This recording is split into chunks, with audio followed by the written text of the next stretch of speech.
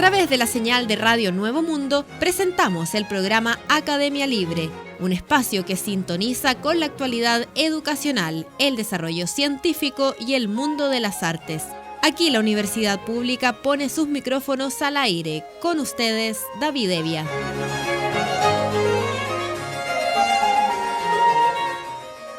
Vaya nuestro saludo a todos los auditores de Radio Nuevo Mundo que a esta hora sintonizan la emisión de Academia Libre, donde la educación, las ciencias y las artes confluyen para hacer de la creación de conocimiento un espacio público. Me acompaña Cristian Castro. ¿Cómo estás? Hola David, ¿cómo estás tú? Conversamos sobre educación a esta hora en Academia Libre para que los procesos de enseñanza y aprendizaje respondan a las nuevas dinámicas que requiere la sociedad actual, a sus necesidades y desafíos. Es indispensable la investigación en educación. Y la pregunta es, ¿hay suficiente investigación en esta materia en Chile? Donatila Ferrada, directora del Centro de Investigación en Educación para la Justicia Social de la Facultad de Ciencias de la Educación de la Universidad Católica del Maule, concedió una entrevista para referirse precisamente a este tema. ¿Considera usted que en Chile hay poca o nada de investigación en educación o eso ha cambiado en los últimos años?, se le pregunta. Y responde, hay investigación en educación, pero obviamente es insuficiente. Esto tiene que ver con el presupuesto asignado por el Estado a investigación en términos generales, para todas las áreas disciplinares, no solo para educación, que es de solo el 0,34% del Producto Interno Bruto Nacional, ubicándonos en el antepenúltimo país de la Organización para la Cooperación y el Desarrollo Económico, OCDE, con menos recursos destinados al gasto de investigación más desarrollo, es decir, es un ámbito que aún no se fija como una política central y estratégica para el país. En el caso de educación, con el actual presupuesto, se genera investigación muy competitiva. Por ejemplo, si revisamos el periodo de 2014 a 2021 de los proyectos Fondesit regular, hay un total de 214 proyectos adjudicados al grupo de estudio de educación. Si estos datos los comparamos con otros grupos de estudio, se ubica en la quinta posición de un total de 29. En primer lugar está Ingeniería, con 290 proyectos adjudicados en el mismo periodo, seguida de Matemática, con 282, Ciencias Jurídicas, con 248, y Química, con 216. No obstante, lo que vemos en el caso de educación en los últimos años es que el aumento de proyectos adjudicados es bajo. Si tomamos como punto de partida la adjudicación de los proyectos Fondesit del 2014, fueron un total de 25, y en el año 2021 se adjudicaron 30 proyectos, es decir, hemos aumentado menos de un proyecto al año durante ese periodo. La siguiente pregunta es, ¿cuáles son las causas de que la investigación en educación sea baja? Y contesta la académica, además de las limitaciones del presupuesto destinado a investigación, hay varias otras variables que inciden en ello. Una de ellas es la fuerza laboral de investigadores en educación, que es muy baja respecto de las otras áreas disciplinares. Por ejemplo, según los datos oficiales del Ministerio de Ciencia, actualizados al año 2021, solo hay 1.154 investigadores con jornada completa del área de ciencias sociales, donde una de las subáreas es educación, frente al área de ingeniería y tecnología, que tiene 3.019, o ciencias naturales, que tiene 2.748. Las universidades son las que mayor investigación en educación realizan, ¿o es el Estado? Contesta la investigadora y académica. Según datos oficiales del Ministerio de Ciencia, son las instituciones de educación superior las que desarrollan investigación en Chile, en todas las áreas, no solo en educación. Esto está en directa relación con la distribución de los fondos para ello. Así, los gastos de las instituciones de educación superior están en el orden de los 320.000 millones del total de presupuesto, seguidas de las empresas con 240.000 millones, luego el Estado con 74.000 millones y finalmente las instituciones privadas sin fines de lucro con apenas 40.000 millones. De la misma forma, en todas las áreas, la mayor cantidad de publicaciones, entendidas estas como de conocimiento científico, están en poder de las universidades del CRUCH, alrededor de las 20.000 anuales en los últimos años. Ustedes llevan a cabo investigaciones en educación, ¿y cuáles son? Uno de los ejes centrales es precisamente la investigación en educación para la justicia social. En el transcurso del breve tiempo que lleva en funcionamiento el centro, 5 años desde su creación, nos hemos adjudicado un total de 6 proyectos Fondesit regular, 4 ya cerrados y 2 en ejecución anual, y 3 proyectos Fondesit iniciación, 1 cerrado y 2 en ejecución. Esto es muy interesante, pues la temática de la educación para la justicia social hace solo unos pocos años atrás no estaba dentro de los contenidos de los proyectos Fondesit. Y esto ha sido mérito de los investigadores del centro. En estos proyectos se ha contribuido con conocimiento para desarrollar prácticas educativas dialógicas y comunitarias, ámbitos de formación inicial docente y educación intercultural desde la perspectiva de la justicia social, señala Donatila Ferrada, directora del Centro de Investigación en Educación para la Justicia Social de la Facultad de Ciencias de la Educación de la Universidad Católica del Maule. Un tema sumamente interesante, muy importante por lo demás, porque no podemos estar tomando definiciones sobre política pública en educación sin saber exactamente lo que pasa en ese escenario. Es un asunto que hemos abordado en distintos programas de Academia Libre, bajo distintas dimensiones, pero lo que aporta esta reflexión tiene que ver, entre otras cosas, con hacer más visible el magro aporte económico que existe hoy en día para aquellos proyectos de investigación que dicen relación directamente con investigación en el ámbito educacional. Ahí una deuda pendiente. Es fundamental tener un diagnóstico lo más amplio y detallado posible en la materia.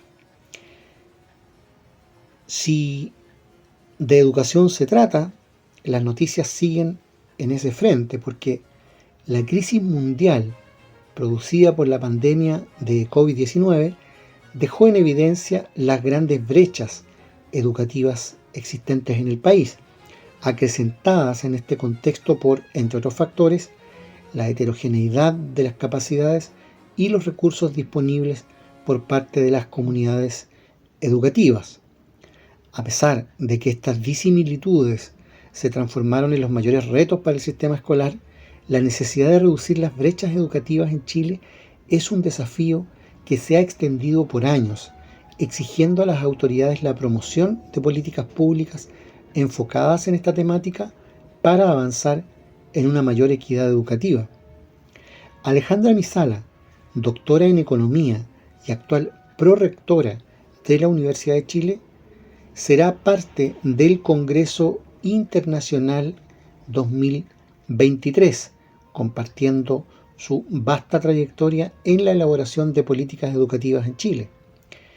Ella señala que hoy es fundamental diseñar nuevas políticas que sean efectivas para reducir las brechas educativas de los estudiantes generadas por la suspensión de las clases presenciales durante 2 años, pero, como hemos señalado acá, sobre todo impulsadas por las horrorosas brechas socioeconómicas que existen en un país que todavía tiene colegios para ricos y colegios para pobres. Alejandra Nisala señala que este desafío se traduce en promover la enseñanza en otros formatos que permitan el aprendizaje significativo, integrar el desarrollo socioemocional en el currículo, desarrollar competencias relevantes y no solo los contenidos de las distintas asignaturas. En definitiva, abandonar los hilos disciplinares y avanzar en la interdisciplinariedad. Estas grandes y necesarias transformaciones implican avanzar hacia un sistema educativo con más herramientas y más capacidades de resiliencia, dotando de nuevas competencias profesionales a líderes escolares y profesionales. En este sentido, Alejandra pone especial énfasis en la multiplicidad de elementos que pueden contribuir a los procesos de mejora en las escuelas, especialmente los relativos a los docentes, como un factor crítico para explicar el aprendizaje que logran los estudiantes. Los profesores afectan en las habilidades cognitivas y no cognitivas de los estudiantes, señaló. De esta manera, el desarrollo profesional docente de los profesores se sitúa como un elemento clave para el mejoramiento de los procesos de enseñanza-aprendizaje. Esto permite desarrollar en sus alumnos habilidades que aumentan sus resultados educativos, como por ejemplo la probabilidad de terminar la escuela secundaria, de asistir a la universidad y de mejorar sus oportunidades en el mercado laboral. La eficacia de los procesos de mejora de la escuela se ve reforzada gracias al trabajo diario de profesores y profesoras, puntualiza Nisala. En mayo de 2015 fue promulgada la Ley de Inclusión Escolar número 20.845, que involucró importantes transformaciones al sistema de educación chileno, principalmente en 3 pilares: fin al lucro, fin al copago y regulación de la admisión escolar. Según explica Alejandra Nisala, la Ley de Inclusión formaba parte de un paquete de reformas educativas que pretendía avanzar en la equidad, la inclusión y la calidad de la educación, pero los avances son todavía escasos. Respecto a esto, señaló que es fundamental monitorear y evaluar los efectos de estas políticas, entender las razones de sus dificultades, identificar los efectos esperados y las externalidades y detectar los ajustes necesarios. La experta en políticas educativas señala además que este tipo de cambios demanda largos periodos de tiempo y se requiere el desarrollo de nuevas habilidades y destrezas en los líderes escolares y docentes. También son necesarios cambios culturales en los diferentes actores de las comunidades educativas, es decir, las creencias de las familias, profesores y directores, comentó. El Congreso Internacional para la Efectividad y la Mejora Escolar, ICSEI, por sus siglas, es uno de los eventos más relevantes referido a la mejora y la efectividad escolar que se desarrolla a nivel mundial. El evento, que se llevará a cabo entre el 10 y el 13 de enero del año 2023, por primera vez en Viña del Mar, contará con la presencia de la doctora Alejandra Nisala, quien abordará justamente el tema de la inclusión y la calidad con la ponencia La búsqueda de la equidad, la inclusión y la calidad en la educación chilena.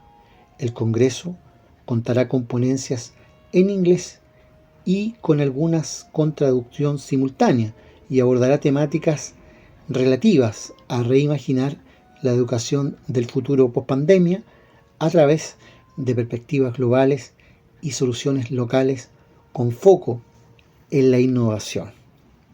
¿Qué nos parece relevante a nosotros?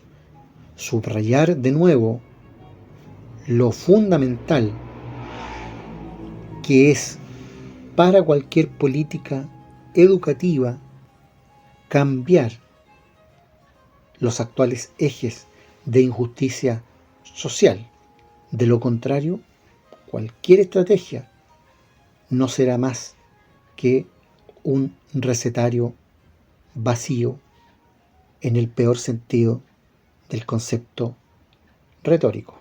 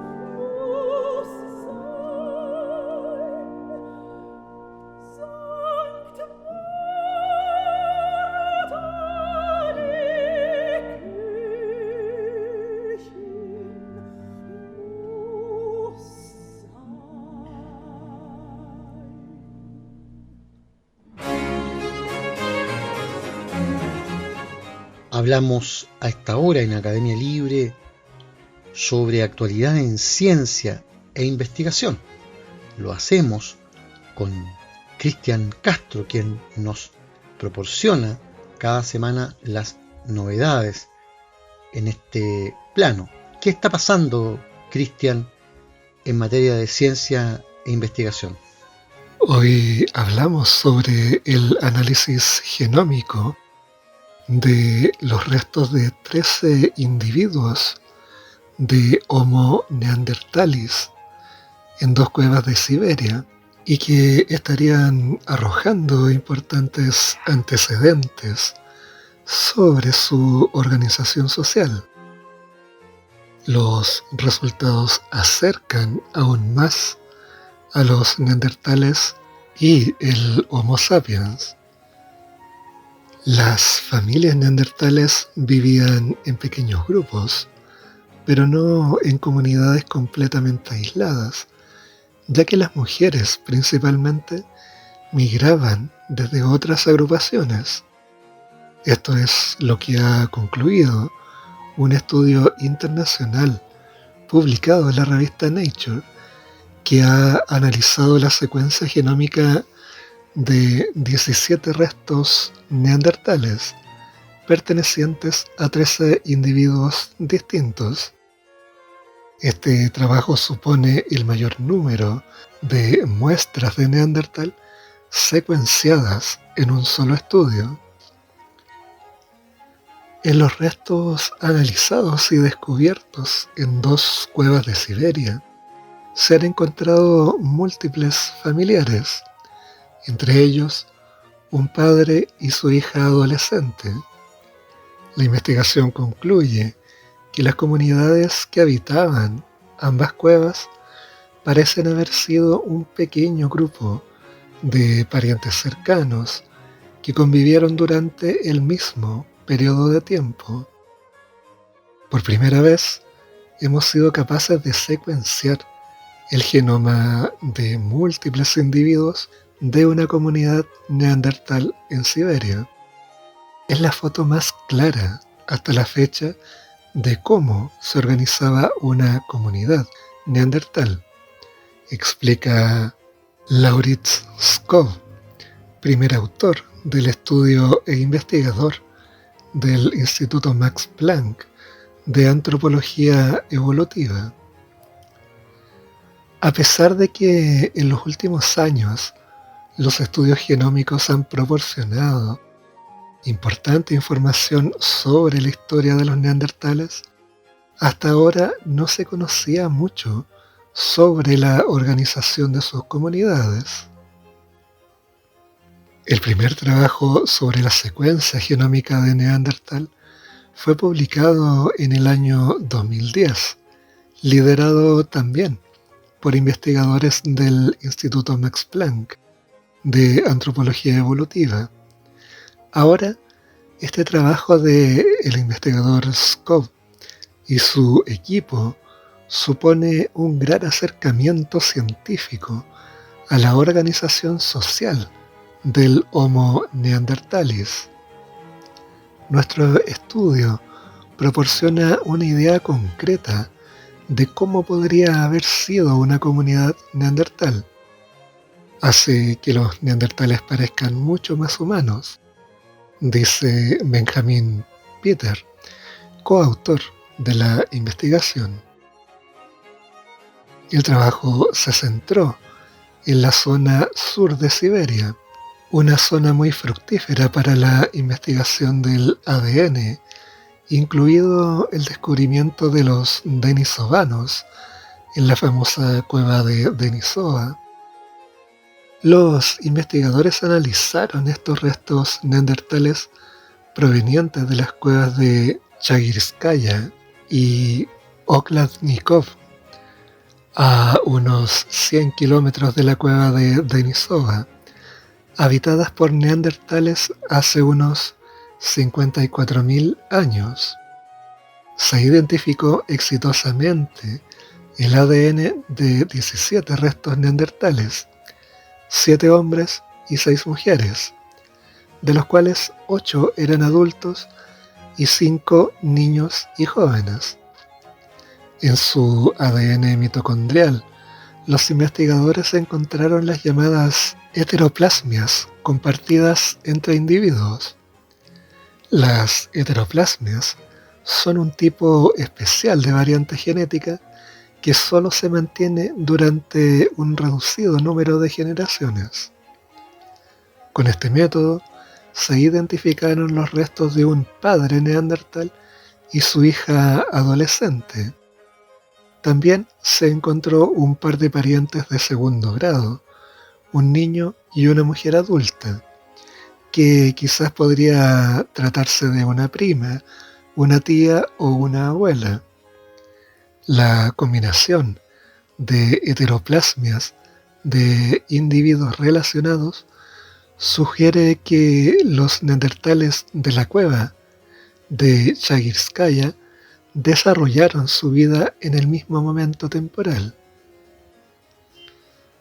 Por otro lado, otro hallazgo sorprendente es que la diversidad genética es extremadamente baja dentro de esta comunidad neandertal, que estaría formado por un pequeño grupo de 10 a 20 individuos. Esto es mucho más bajo que los registrados para cualquier comunidad humana, antigua o actual, y es más similar al tamaño de los grupos de especies al borde de la extinción. Sin embargo, los neandertales no permanecían aislados. Al comparar la diversidad genética en el cromosoma Y, que se hereda de padres a hijos, con la diversidad del ADN mitocondrial, que se hereda de las madres, los investigadores descubrieron que la diversidad genética mitocondrial era mucho mayor que la diversidad del cromosoma Y, lo que apunta a que estas comunidades neandertales estaban vinculadas principalmente por la migración femenina. Las mujeres se movían más entre grupos de neandertales que los hombres. Las comunidades de Chagirskaya eran un pequeño grupo en el que gran parte de sus miembros eran mujeres que provenían de otras comunidades. A pesar de la proximidad a la cueva Denisova, estas migraciones no parecen haber involucrado a los denisovanos. Los investigadores no encontraron evidencia de flujo de genes denisovanos en los neandertales de Chagirskaya. Para Skov es importante destacar que no sabemos si las conclusiones sobre los neandertales que habitaron en esta cueva pueden aplicarse a otras comunidades neandertales, como las que pudieron haber habitado en la actual España. Precisamente ese será el enfoque de los próximos trabajos. Estudiaremos si este tipo de organización social era común en todos los neandertales, con el fin de comprender cómo de conectadas estaban las distintas comunidades entre sí y buscar evidencias de si en ellas también se producía la migración de la mujer. Finalmente, entre los firmantes del estudio se encuentra el investigador sueco Svante Paavo, Premio Nobel de Medicina 2022, de quien hablamos en un programa anterior, y que es uno de los fundadores del Instituto Max Planck de Antropología Evolutiva de Leipzig. Sus descubrimientos de los genomas de los neandertales y los denisovanos, así como sobre la propia evolución de los humanos, le hicieron meritorio del galardón sueco este mismo mes de octubre. Lauritz Skov destaca que gracias al trabajo previo de Paavo ha sido posible este estudio. Me siento muy afortunado de haber podido trabajar con él. Ha sido un gran guía, reconoce.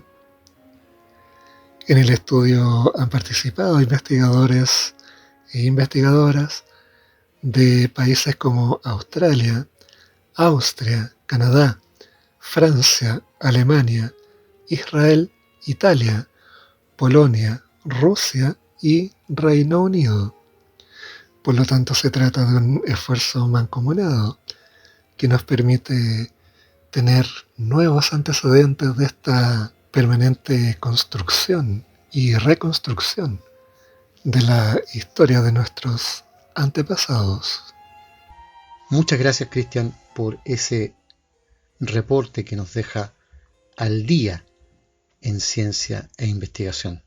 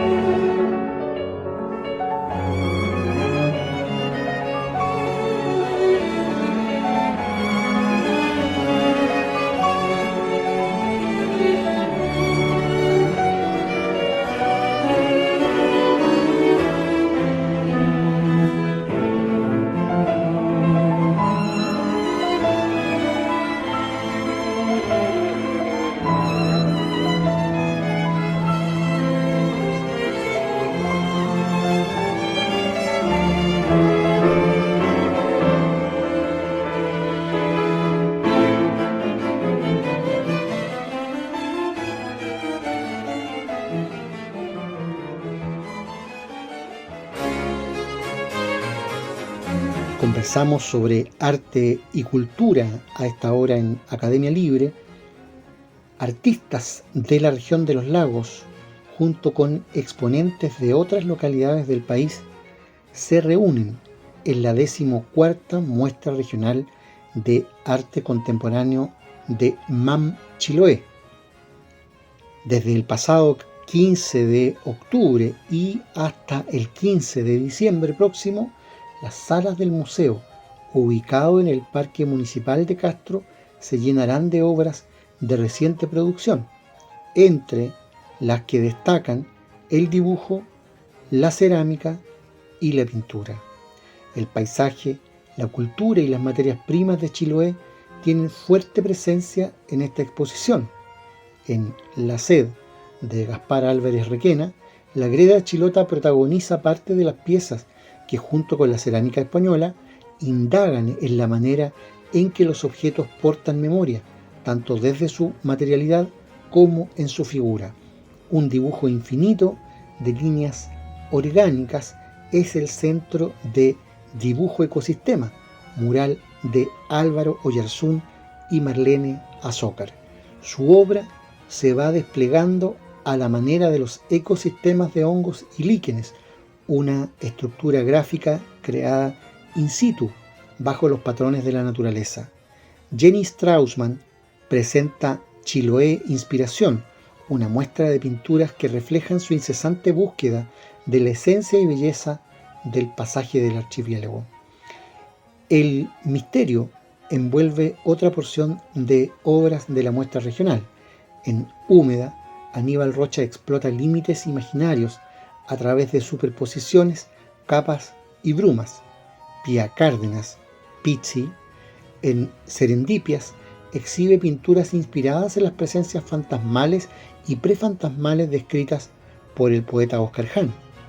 En ellas, lo prefantasmal aún no se encarna en un cuerpo, pero convive entre nosotros en afortunadas y sorpresivas coincidencias.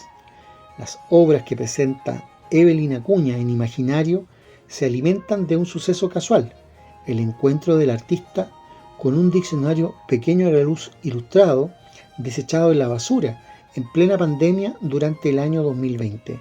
Las imágenes en su interior de flora, fauna, cuerpo humano, personajes y objetos son las fuentes con las que el artista elaboró durante su encierro obligado una veintena de collages análogos.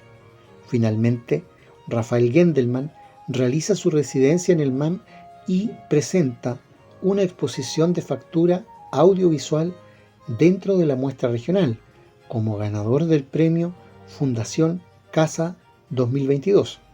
Su obra examina generalmente aspectos territoriales y políticos, preguntándose cómo las personas y sociedades se afectan por los lugares que ellos también modelan.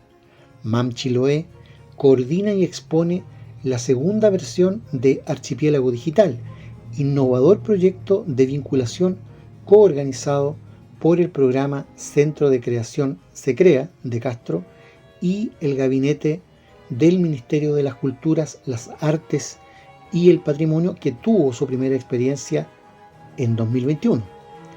En una sala dentro de la exhibición de la 14ª Muestra Regional se presentarán tableros de trabajo, información y resultados de los procesos de colaboración y aprendizaje mutuo que desarrollarán 3 artistas de nuevos medios con niños, niñas y jóvenes de la provincia de Chiloé, con la participación de las instituciones mediadoras CEP Chiloé, Centro de Educación y Tecnología, Instituto de Fomento Pesquero, IFOP, y la Escuela Audiovisual y Fotográfica Itinerante Trasfoco.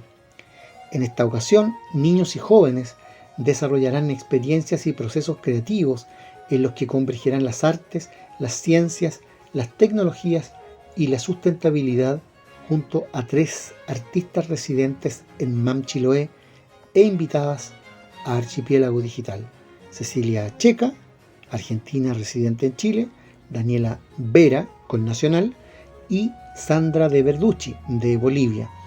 Entre octubre y noviembre de este año, ellas se vincularán con las comunidades de la Escuela Rural Los Ángeles, en Isla Quehue. Liceo Insular Achao y Colegio Juan Elén Hue de Castro, con la intención de reflexionar desde una mirada crítica sobre las limitaciones y los alcances de la cultura digital. MAM Chiloé, entonces, en Parque Municipal de Castro, hasta el próximo 15 de diciembre, con entrada liberada y el horario de martes a domingo de 10:30 a 17 horas. Otra muestra importante que está por llegar en los próximos meses al país viene del mundo de las tablas, porque la Fundación Teatro Emil hizo el lanzamiento ya del Festival Internacional Teatro Emil 2023, que cumple 30 años de historia y el cual se realizará entre el 3 y el 31 de enero de 2023 bajo el lema Atraviesa tu vida. La instancia contó con la participación de la ministra de las Culturas, las Artes y el Patrimonio, Julieta Brodsky, y la subsecretaria de las Culturas, Andrea Gutiérrez. En el lanzamiento asistieron invitados históricos para el festival, como la Premio Nacional de Música 2022 Elisa Aventaño Curaqueo, así como compañías, artistas y autoridades municipales, quienes también estuvieron presentes en el homenaje a Guillermo Willy Ganga, diseñador teatral de amplia trayectoria. Presentado junto a Escondida BHP, el festival cumplirá 3 décadas ininterrumpidas del principal evento del país dedicado a las artes escénicas.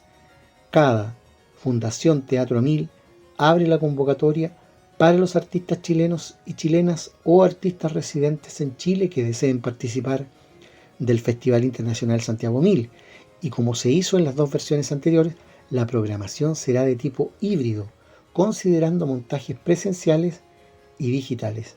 La ministra de las Culturas, Julieta Brodsky, reconoció tanto el aporte de la Fundación en la institucionalización de la cultura del país como en el desarrollo de las artes escénicas, incluso antes de que existiera, dice, una política centrada en eso. El proceso de internacionalización que ha desarrollado ha sido muy importante para muchas compañías, para muchos artistas y trabajadores culturales que hoy día pueden estar en escenarios internacionales también gracias al trabajo de esta institución, destacó la titular de la cartera. Luego de superar las restricciones más duras de la pandemia, el público y los artistas se reencontrarán durante todo enero con más de 130 obras nacionales e internacionales provenientes de 19 países y cientos de actividades que se extenderán a lo largo de todo el territorio nacional, con énfasis en lo presencial, además de una nutrida oferta digital. La directora de la organización teatral, Carmen Romero, expuso lo que ha significado posicionar al país en el exterior y manifestó el orgullo que sienten por cumplir 3 décadas haciendo el festival. A través del arte abordaremos los temas que preocupan al mundo hoy y cómo vemos el futuro. Tendremos foco en la memoria de estos 30 años, programando obras que han sido icónicas para el festival, una fuerte apuesta por las artes escénicas nacionales, y traeremos a Latinoamérica a grandes exponentes del teatro y la danza mundial. Será el gran reencuentro que nos merecemos en el espacio público y en las salas para transmitir la felicidad de estar vivos y de seguir empujando hasta que las artes sean fundamentales en la vida de las personas, dijo. El Festival Internacional Teatro Emil 2023, en su misión de expandir la cultura y las artes escénicas, ofrecerá una amplia programación gratuita en comunas de la capital y ciudades a lo largo del país, a través de sus extensiones Antofa Emil, Valpo Emil y Conce Emil. A ello se sumarán las 15 obras de Territorios Creativos, programa de fomento a la creación artística nacional que nació en 2020 bajo la premisa de que mesas curatoriales instaladas de Arica a Magallanes, exceptuando la región metropolitana, elijan cada año a un artista o colectivo para desarrollar una obra y estrenarla en su región durante el festival. En tanto, por primera vez el festival llevará a regiones con acceso gratuito las más recientes y exitosas coproducciones de Fundación Teatro 1000, tales como Tempest Project, último trabajo del legendario creador inglés Peter Brook, junto a Marie-Hélène Estienne, y elenco chileno, Molly Bloom, con Gaby Hernández como protagonista, dirigida por Viviane Dominic y Jan Lohners. Blackbird, dirigida por el argentino Claudio Tolcachir, y la trilogía del destacado Daniel Veronese. Encuentros breves con hombres repulsivos, La persona deprimida y Ella lo ama, entre otras. Es una interesante muestra, por qué no decirlo, pero aquí es importante también subrayar y lamentar que una actividad cultural tan convocante, tan relevante para Chile y Latinoamérica, tenga en realidad como auspiciador a la transnacional escondida BHP. Es lamentable y es una muestra de lo urgente que es incrementar sostenidamente el presupuesto de cultura en este país, porque de lo contrario el proceso creativo pierde soberanía, pierde independencia, y lo único que queda es una actividad que de cultural tiene una limpieza de imagen como operación de las transnacionales. Es fundamental decir esto en estos momentos porque lamentablemente el Ministerio de las Culturas ha anunciado en los últimos días un muy magro incremento en su presupuesto. Un incremento que se retrata de esta manera. Pasa del 0,41% del presupuesto al 0,44%. A ese ritmo es imposible que el gobierno se acerque siquiera a la promesa de campaña del presidente Gabriel Boric, que dijo y señaló por escrito en su programa que con él la cultura iba a llegar al menos al 1% del presupuesto. Estamos lejos de eso, muy lejos, y estamos todavía más lejos de la recomendación internacional de la UNESCO que plantea un presupuesto mínimo para las culturas de 2%. Y Chile no está siquiera en la cuarta parte. Ahí hay que poner foco decidida y frontalmente. Concluye aquí en Radio Nuevo Mundo esta emisión de Academia Libre, un programa producido por la Comisión Ejecutiva de la Universidad. Y en los micrófonos, Cristian Castro y David Evia. Agradecidos de su sintonía, nos reencontraremos con ustedes la próxima semana. Hasta entonces. Hasta pronto.